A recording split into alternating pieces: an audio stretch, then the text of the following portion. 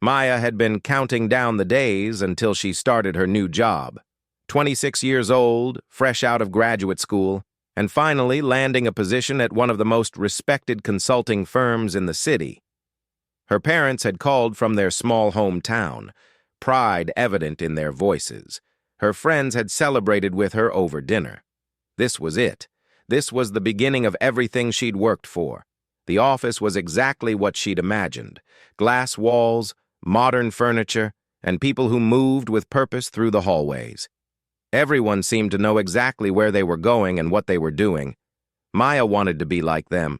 She wanted to belong here. Her first week was overwhelming. New systems to learn, new faces to remember, new procedures to follow. She stayed late every evening, determined to prove she deserved to be there. The building would grow quiet around 7, most people heading home to their families. But Maya stayed, reviewing files, preparing for meetings, making sure every detail was perfect. That's when she first noticed him watching her.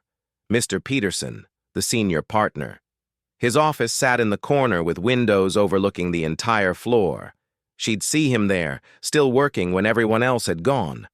Sometimes, she'd look up from her desk and catch him looking in her direction.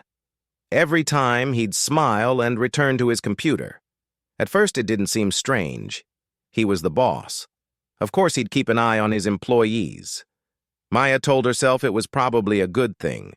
Maybe he was impressed with her work ethic. Maybe he was noticing how hard she was trying. The first real conversation happened on a Wednesday evening. Maya was struggling with a client presentation, trying to figure out the right angle for their pitch. She'd been staring at the same slide for 20 minutes when she heard footsteps approaching her desk. "Still here?" His voice was warm and friendly.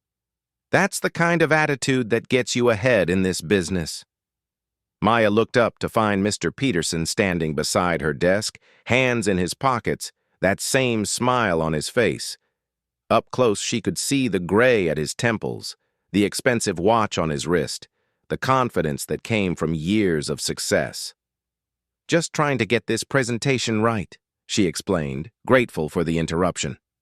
"The client meeting is tomorrow, and I want everything to be perfect." He leaned over to look at her screen, close enough that she could smell his cologne. Something expensive, she thought. Everything about him seemed expensive. He pointed at her slides, offering suggestions that were actually helpful. He knew exactly what clients wanted to hear, how to structure the pitch, which details mattered and which ones didn't. "You've got good instincts," he said after helping her rework 3 slides.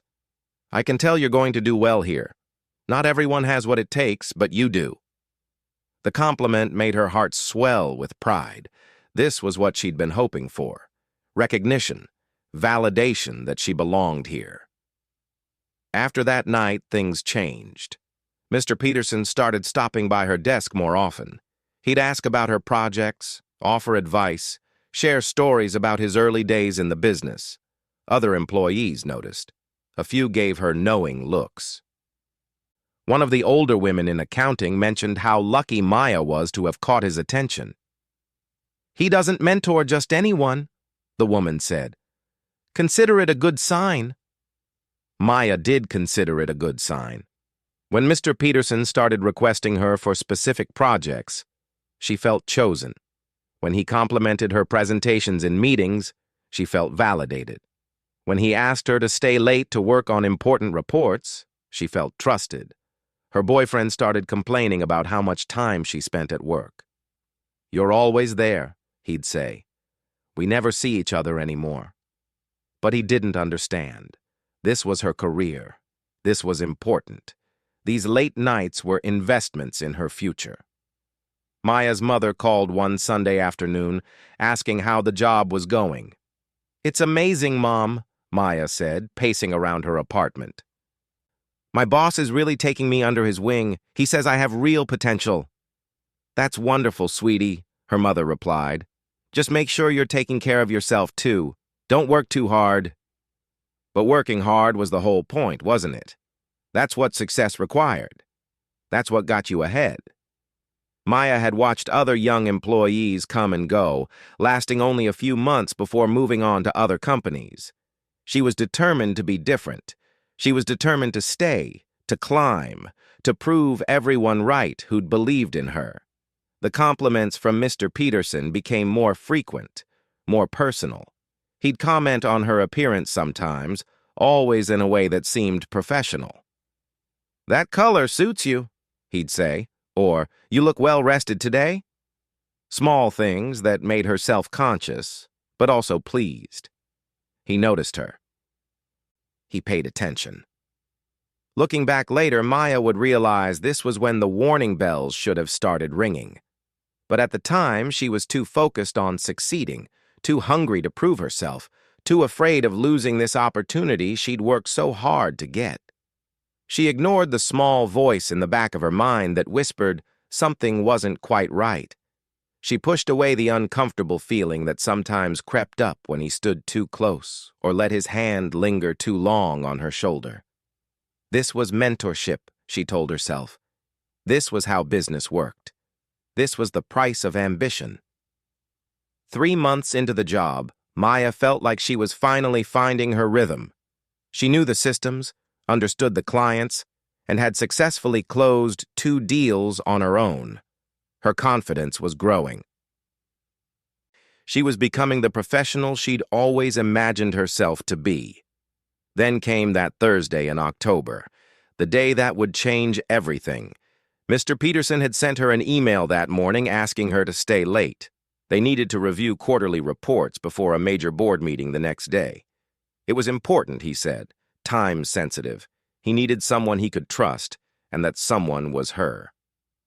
Maya texted her boyfriend that she'd be working late again. His response was short, just one word, "Okay." She could feel his frustration even through the phone screen, but she pushed it aside. One more late night, that was all. Then things would get easier. By 8 o'clock, the office had emptied out completely. The cleaning crew hadn't arrived yet. It was just Maya and Mr. Peterson, working side by side in his corner office. The city lights sparkled through the windows. Everything felt important, significant, like they were doing something that mattered.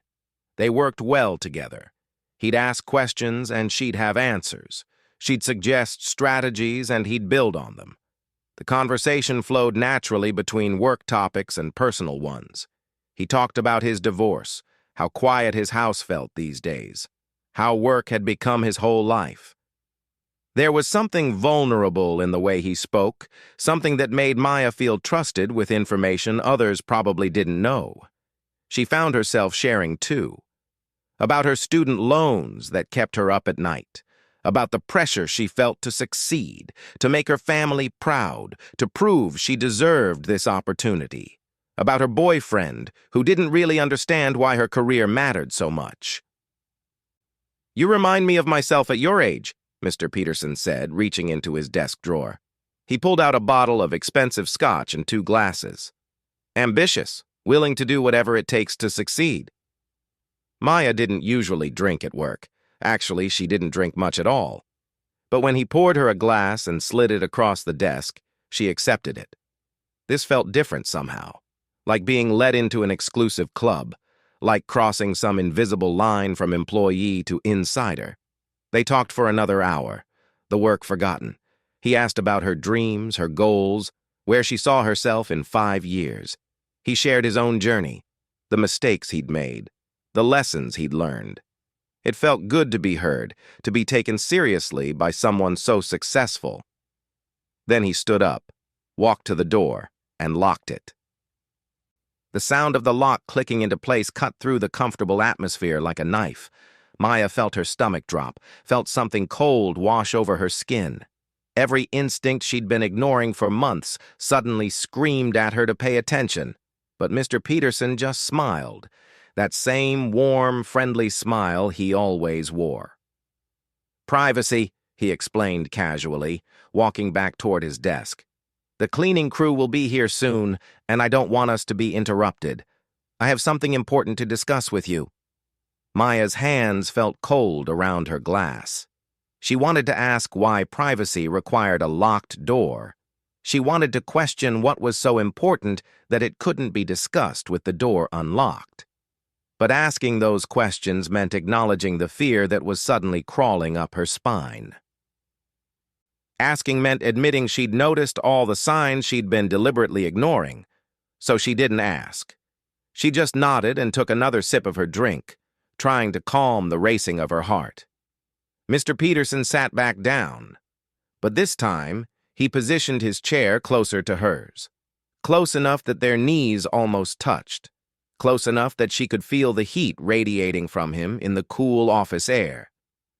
"Maya, I've been very impressed with your work these past few months," he began, his voice smooth and professional. "You have real talent, real potential. That's rare, you know. Most young people who come through here, they don't have what you have." The compliments should have felt good, but somehow they didn't. Not anymore. Not with the locked door and the darkness outside and the empty office around them. "There's a position opening up," he continued, leaning forward slightly. "Senior account manager. The salary is almost double what you're making now. Benefits, your own office, direct reports. It's the kind of opportunity most people work years to get." Maya's breath caught. That kind of promotion, that kind of money, it would change everything. She could pay off her loans faster, move to a better apartment, finally feel like she'd made it. "That sounds incredible," she managed to say, her voice coming out smaller than she intended. "It is incredible," he agreed. His hand moved to rest on the desk, inches from hers. "But here's the thing about positions like this. They're not just about the work you do. They're about trust, about loyalty, about understanding that success in this business requires a certain level of flexibility." The word hung in the air between them. Flexibility.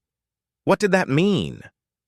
Maya's mind raced, trying to understand what he was really saying without actually understanding it. "I need to know that whoever gets this position is truly committed," he continued, his voice dropping lower. "Committed to the firm, committed to me. Because at this level, we work very closely together. Very closely." His hand moved to cover hers on the desk. His skin was warm, his grip firm. And Maya finally understood exactly what kind of commitment he was asking for. Maya pulled her hand back like she'd touched fire. Her chair scraped against the floor as she stood up quickly, almost knocking over her glass. Her heart was pounding so hard she could hear it in her ears. "Mr. Peterson, she started, but her voice came out shaky and uncertain. She cleared her throat and tried again. "I think I should go. It's getting late." She reached for her laptop with trembling hands, trying to gather her things as quickly as possible. Her bag was on the other side of the room. Her jacket was draped over another chair. Everything felt too far away, and the locked door felt impossibly distant. Mr. Peterson didn't stand up. He didn't try to stop her. He just sat there, watching her scramble to collect her belongings with that same calm expression on his face. When he finally spoke, his voice was gentle, almost concerned. "Maya, stop, please." He sighed, running a hand through his hair. "I think you've misunderstood me. I was simply talking about the commitment required for a senior position. The long hours, the dedication. I didn't mean to make you uncomfortable." Maya froze. Her laptop clutched against her chest. Had she misunderstood? His words had seemed clear, but now he was looking at her with such confusion, such innocence, that she started doubting herself. Maybe she'd read too much into it. Maybe the scotch had clouded her judgment. Maybe she was overreacting. I'm sorry," she heard herself saying, even though she wasn't sure what she was apologizing for. "I just thought—" "It's fine," he interrupted, standing now and moving toward the door. He unlocked it with a casual twist of his wrist, like it had never been locked in the first place, like it didn't matter. "We're both tired. It's been a long day. Why don't you head home and we'll talk about that promotion another time? But there was something else in his voice now. Something underneath the understanding tone. Something that made Maya's skin prickle. You know, he continued, turning back to face her. This industry is smaller than you think. People talk. Reputations get built quickly and they can be destroyed just as fast. I'd hate for anyone to get the wrong impression about our working relationship, about what happens during our late-night work sessions. The threat was subtle but unmistakable. Maya understood immediately what he was really saying. If she told anyone about this, he'd twist the story. He'd make it sound like she was the one who'd crossed a line. He had the power, the reputation, the connections. Who would believe a 26-year-old nobody over him? I wouldn't, Maya stammered, backing toward the door. Everything's been completely professional. I appreciate all your mentorship. She hated how weak she sounded. Hated that she was reassuring him when he should be apologizing to her. But the fear was stronger than her pride right now. Good, he said simply, returning to his desk like nothing had happened. I'll see you tomorrow at the board meeting. Don't be late. Maya practically ran to the elevator, her hands shaking so badly she could barely press the button. When the doors finally closed and she was alone, she slumped against the wall, trying to catch her breath. The ride home was a blur. She sat on the subway, staring at nothing, replaying the entire evening in her mind. Over and over, she analyzed every word, every gesture, every moment. Had she led him on somehow? She thought about every late night they'd worked together, every compliment she'd accepted, every time she'd laughed at his jokes or shared personal details about her life. Her outfit that day had been professional, a simple blouse and pants. Nothing revealing, nothing inappropriate. But had she smiled too much? Had she been too friendly? Had she somehow given him the impression that she wanted something more than mentorship?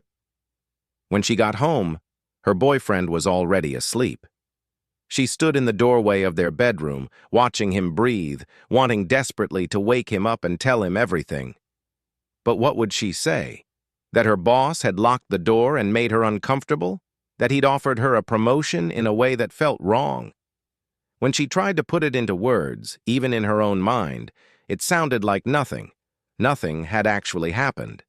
He hadn't touched her, not really. He hadn't said anything explicitly inappropriate.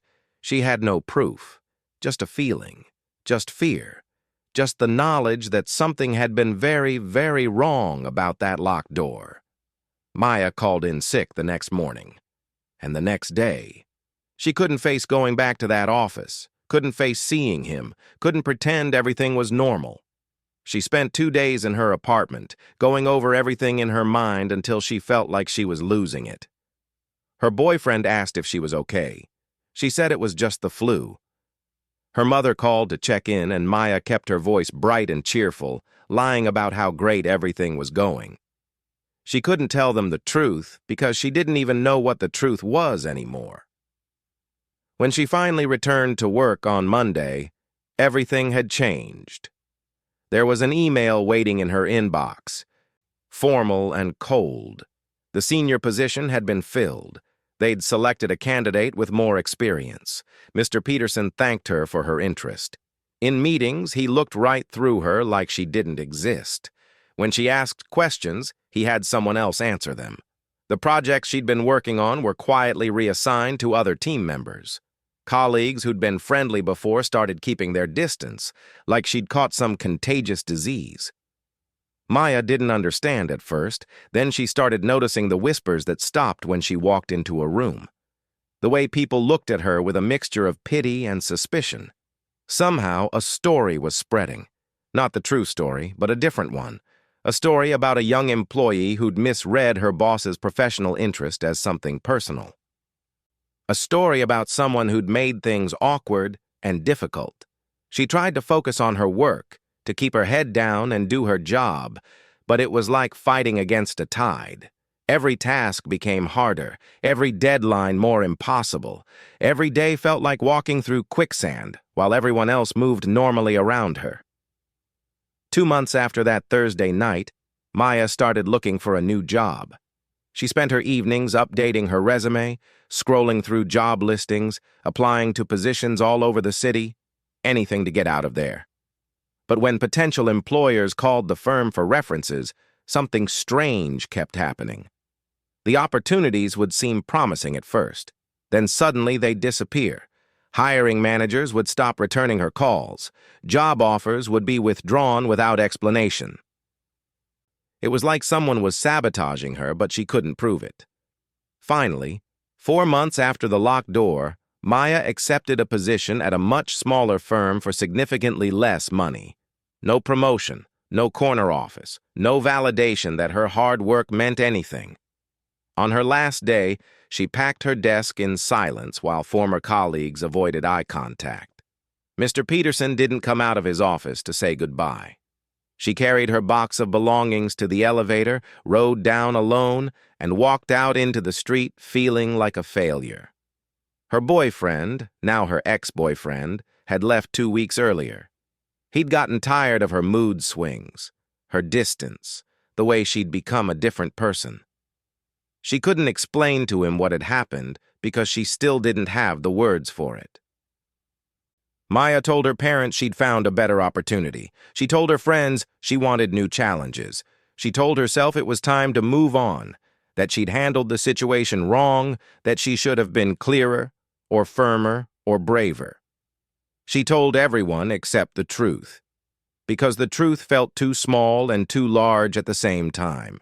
Too small because nothing had actually happened. Too large because it had changed everything. 2 years passed like a slow-healing wound. Maya rebuilt her career piece by piece at the smaller firm. She was good at her job, her clients liked her, and she was finally getting promoted based purely on merit. But something fundamental had changed inside her. She was careful now in ways she'd never been before. Careful about staying late, careful about closed-door meetings, careful about accepting compliments from male supervisors. She'd built walls around herself, protective barriers that kept her safe but also kept her isolated. Her new colleagues sometimes called her cold or distant. Maya knew they were right, but she couldn't explain why she tensed up when the senior partner asked her to lunch to discuss a project. She couldn't tell them why she insisted on keeping conference room doors open during meetings. She couldn't share why she documented every interaction in detailed notes she kept in a locked file on her computer. The experience had made her doubt everything: her judgment, her instincts, her right to trust her own feelings. She'd replay that night over and over, always finding new ways she could have handled it differently, new signs she should have seen earlier, new choices she could have made. Then one random Tuesday evening, her phone buzzed with a message from a number she didn't recognize. "Hi, Maya. You don't know me, but I think we need to talk. My name is Jennifer. I used to work at Peterson Consulting, too." Maya's hands started shaking as she read the message. She stared at her phone for a full minute before responding. They met at a coffee shop across town, somewhere neutral and public. Jennifer was older than Maya, maybe in her early 30s, with tired eyes and a careful way of speaking.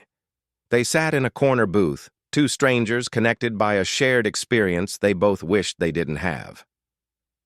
"I saw your profile on LinkedIn," Jennifer explained, wrapping her hands around her coffee cup. "I noticed you'd worked there. I hope this isn't weird, but I had to reach out. I had to know if—" She didn't finish the sentence, but Maya understood. "If the same thing happened to me?" Jennifer nodded, relief and pain crossing her face in equal measure. "I left 4 years ago. I've been in therapy ever since, trying to process it, trying to figure out if it was real or if I imagined the whole thing." Maya felt something crack open inside her chest. For 2 years, she'd carried this alone, convinced she was the only one, convinced it was somehow her fault. Hearing Jennifer say those words, seeing that same haunted look in another woman's eyes, changed something fundamental. Tell me what happened, Maya said quietly. Jennifer's story poured out like she'd been holding it in too long. The special attention from Mr. Peterson, the late nights working together, the compliments that gradually became more personal. The locked office door and the promotion offer that came with unspoken conditions. But Jennifer's story didn't end where Maya's had. She'd stayed longer, tried harder to make it work. Mr. Peterson's advances had escalated over months. Comments about her appearance, touches that lasted too long, suggestions that her career success depended on her being flexible and understanding. When Jennifer finally reported him to Human Resources, everything fell apart. The firm had closed ranks around their star partner. Her complaints were labeled as misunderstandings. Witnesses suddenly couldn't remember things they'd seen. Documents disappeared. Jennifer was painted as difficult, emotional, someone with an agenda. They forced me out with a settlement and a non-disclosure agreement, Jennifer said, tears streaming down her face. I signed it because I was broke and terrified and couldn't afford to fight them in court. I took the money and I've hated myself for it every day since. Maya reached across the table and took Jennifer's hand. You did what you had to do to survive. That's not something to hate yourself for. But that's not even the worst part, Jennifer continued. The worst part is knowing I wasn't the first, and I definitely wasn't the last. I've always wondered how many others there were. How many women he did this to while I stayed silent because of a legal agreement. The words hung between them, heavy with implication. How many others? The question echoed in Maya's mind all the way home. Over the next few weeks, Maya and Jennifer started digging. Social media searches, LinkedIn connections, tracking down former employees of Peterson Consulting. It was detective work born of desperation and determination. They found Lisa, who'd worked there 6 years ago and left suddenly with no explanation. They found Rachel, who'd been there 5 years ago and still had panic attacks when she passed the building. They found Amira, who'd reported Mr. Peterson 3 years ago and been forced out just like Jennifer. 5 women total, spanning 8 years, each with a variation of the same story, each carrying the same guilt and shame, each believing they were alone. They met at Maya's apartment on a Saturday afternoon, these 5 strangers who weren't really strangers at all. Maya had made coffee and put out snacks, trying to make it feel less heavy than it was. But the weight of their collective experiences filled the room like smoke. At first, nobody wanted to talk. They sat in awkward silence, studying their coffee cups, avoiding eye contact. Then Lisa, the oldest of them, spoke up. I was 24 when it started, she said quietly, fresh out of college. I thought I was so lucky to work for him. And that opened the floodgates. One by one, they shared their stories. The patterns were undeniable. Mr. Peterson had a type, a method, a system. He targeted young, ambitious women who were new to the industry and desperate to prove themselves. He offered mentorship and opportunity while slowly isolating them and creating situations where they felt trapped. The women who refused his advances were systematically pushed out. The women who reported him were silenced through legal threats and settlements. Those who simply left quietly were allowed to go, their careers damaged, but not destroyed, as long as they didn't talk. What can we even do? Amira asked, frustration clear in her voice. Some of us signed NDAs. He's powerful, wealthy, connected. His firm has an army of lawyers. Who's going to believe 5 random women over him? We document everything, Maya said, surprised by the firmness in her own voice. We find every email, every text, every piece of evidence we have. We find an attorney who specializes in workplace harassment cases. We tell our stories together, not separately. But why? Rachel asked, tears in her eyes. Why put ourselves through that? Why not just move on?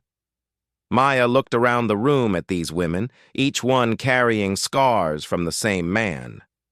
Because somewhere right now, there's a young woman starting at that firm who thinks she's lucky to get his attention.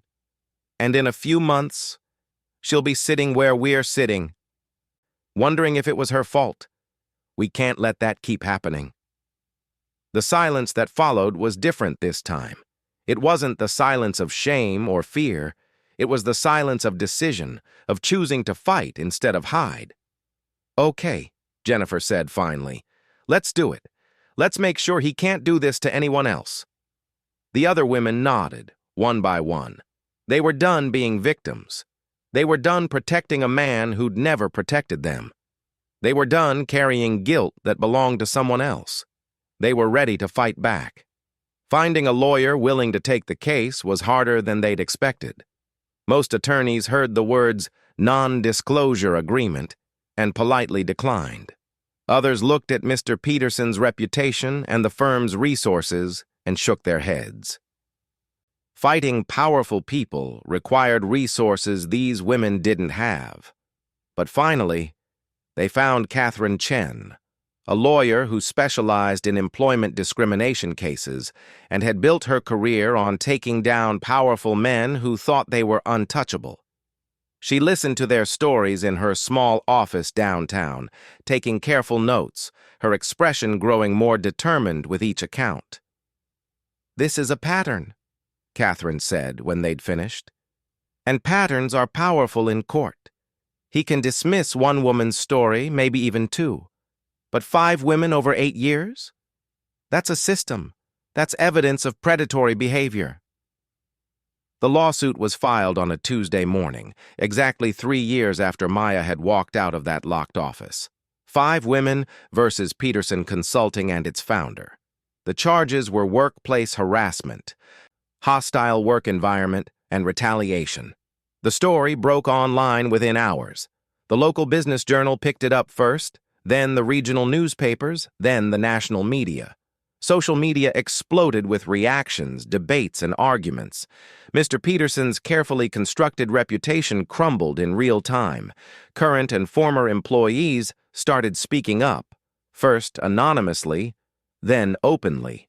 Stories emerged of a toxic culture where everyone knew to avoid being alone with Mr. Peterson. Stories of promising young women who'd suddenly left with no explanation. Stories of complaints that disappeared into HR black holes. Mr. Peterson's lawyers fought back immediately and aggressively. They issued statements calling the women disgruntled former employees with an axe to grind. They suggested the timing and coordination of the lawsuit indicated a conspiracy rather than truth. They painted the women as opportunists seeking money and attention. The firm issued its own statement expressing shock and emphasizing their commitment to a safe workplace. They pointed to policies and training programs while carefully avoiding any admission that those policies had been ignored for years. The legal battle stretched over 18 brutal months. Depositions felt like being put on trial for the crime of being harassed. Defense attorneys questioned every choice the women had made. What had they worn to work? Had they ever had drinks with Mr. Peterson? Had they sent friendly emails? Had they laughed at his jokes? They tried to introduce Rachel's therapy records, suggesting she was mentally unstable. They brought up Lisa's financial problems, implying she needed money. They questioned why Maya had accepted late-night work sessions if she felt uncomfortable. They turned every reasonable action into something suspicious. Maya sat through 8 hours of deposition where lawyers picked apart her entire life. They asked about her previous relationships, her college social life, her drinking habits. They made her feel like she was the one on trial, like she'd done something wrong by being harassed. But Catherine was brilliant. She'd anticipated every attack and prepared them for it. More importantly, she'd gathered evidence, building security logs showing late-night meetings, emails with inappropriate comments, testimony from the cleaning staff who'd noticed locked offices, HR records showing how complaints about Mr. Peterson were handled differently than other complaints. Pattern witnesses came forward too. Employees who'd never been harassed themselves, but had witnessed the environment. People who'd seen Mr. Peterson's behavior and stayed silent out of fear for their own careers. Their testimony corroborated the women's accounts in powerful ways. The media attention was both helpful and horrible.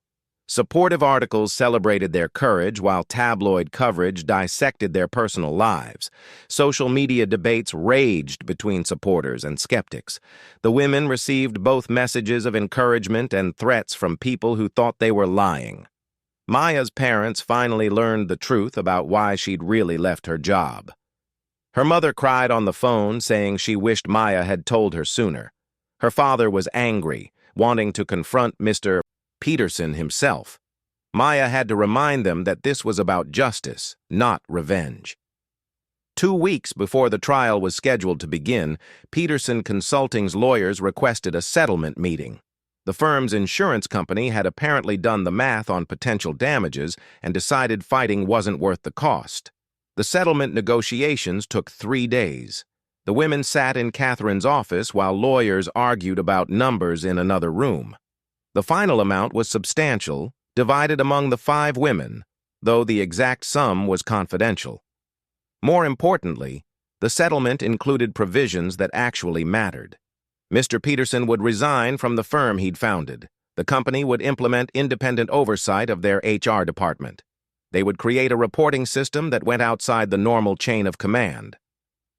They would issue a public apology acknowledging that women had been harmed while working there. It wasn't perfect. Mr. Peterson faced no criminal charges. He kept most of his wealth. He'd probably land somewhere else eventually, trading on his connections and reputation. But his name was permanently tarnished, easily searchable online by anyone considering working with him. The day the settlement was announced, Maya stood on the courthouse steps with the other 4 women and Catherine. Reporters shouted questions. Cameras flashed. Jennifer squeezed her hand tight. "Do you feel like you got justice?" a reporter called out. Maya thought about that locked door 3 years ago. She thought about the nights she'd lain awake wondering if she was crazy, if she'd imagined the whole thing, if it was somehow her fault. She thought about the career momentum she'd lost, the confidence that had been stolen, the years spent doubting herself. No amount of money could give that back. Mr. Peterson would never fully pay for what he'd done.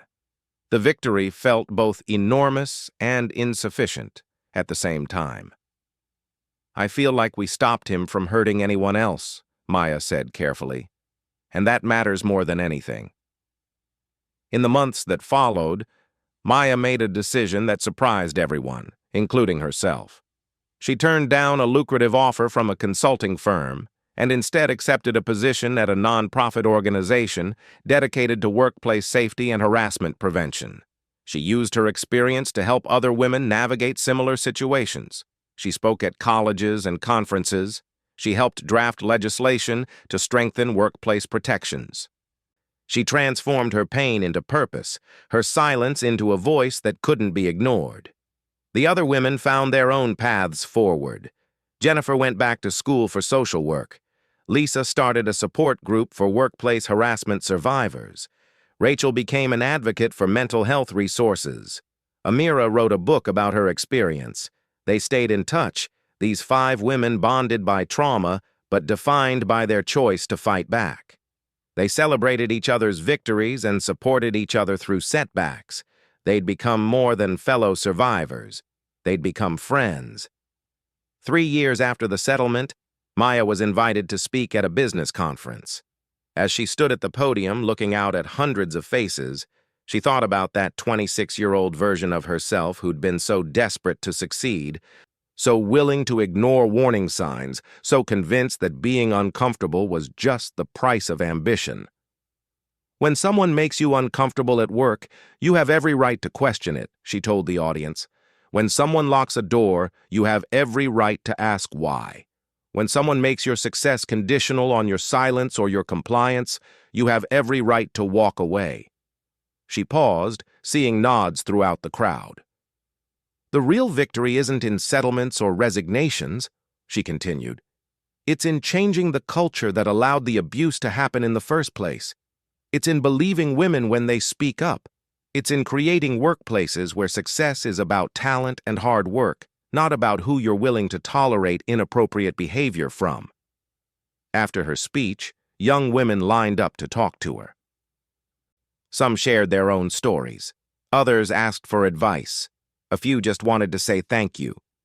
Maya listened to each one, seeing her younger self in their hopeful, anxious faces. One young woman lingered until the others had left. "I just started a new job," she said quietly. "My boss has been really nice, giving me special attention and mentorship. But sometimes it feels weird. I can't explain it. Everyone says I'm lucky, but I feel uncomfortable." Maya looked at her seriously. "Trust that feeling. Your instincts are telling you something important. You're not lucky, you're not overreacting, and you're not crazy. If something feels wrong, it probably is." The young woman's eyes filled with tears. "Thank you. I needed to hear that." As Maya watched her walk away, she felt something she hadn't felt in years. Peace. Not because the past had changed or because the pain had disappeared, but because she'd taken something terrible and made it mean something. She'd taken silence and turned it into sound. She'd taken shame and transformed it into strength. The locked door had been meant to trap her. Instead, it had been the beginning of breaking down doors for countless other women. Sometimes the worst moments of your life become the most important ones. Not because of what happened to you, but because of what you choose to do with what happened. Maya had chosen to fight, and in fighting, she'd found not just justice, but purpose. Not just healing, but hope. Not just her voice, but a chorus of voices, all saying the same thing: never again. Not to us, not to anyone. That, she realized, was the real victory, and it was enough.